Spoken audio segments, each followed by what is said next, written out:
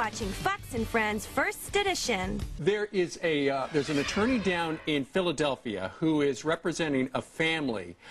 It's going to be a class action lawsuit. They're suing Mattel, one of the biggest toy manufacturers in America, because they want parents to be reimbursed for lead tests. You know, we've heard that a lot of these toys have lead-based paint. A lot of parents want to know whether or not their children are suffering from lead poisoning. They want Mattel to pay. Of course, Mattel has not responded. This is a huge case because the plaintiffs will be everybody who's ever bought Mattel for their kids. I need You'll this be a lawyer's in that number case. because if there's a class action suit, all of us have at least one of those toys in our house. I'll get you to the number. Thank you. Okay. Really?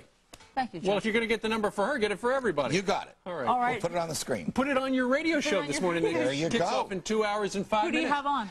All right, here's the story for all you families out there coming up next. Should Mattel have to pay you for the toxic toys from China that you may have bought? Somebody, our next guest says absolutely. We're going to talk to him right after a break. Families are not toying around with Mattel when it comes to their kids' health. One family from California is suing the toy company for the money they spent on lead testing. Joining us right now from Philadelphia is a lawyer who is representing the family, Jeff Colino. Good morning to you, Jeff. Good morning. All right, so what this family wants, this is a class action lawsuit, so more people can get involved, and we'll give you your website in a couple of minutes. What you want, essentially, is you want Mattel to pay for a lead blood test for the children in this family, right? Indeed. Think of this scenario. You're watching Fox and Friends. You learn that there's a recall of toys. You hear the names Sesame Street, Dora, Sarge. You go home, you check your toy box. Oh, my God, there's Sesame Street toys there. There's Dora. You go online to the Consumer Product Safety Commission. You check. Indeed, these are the toys that are recalled. Now you take a closer look. They're not up. Your son or your daughter had been chewing on them. Think of how frightening this is for America's parents. Absolutely. And then if you go to the next step, now my son, my daughter needs a lead test. Who should pay for that? Mattel should. They're the ones that put millions of toys in children's hands with lead paint. They're one of the largest toy manufacturers in the world. Right. They need to pay for lead testing. You know, and I can understand that, but I can also understand Mattel saying, wait a minute, it wasn't exactly our fault. We hired somebody over in China. We thought they were doing the right thing.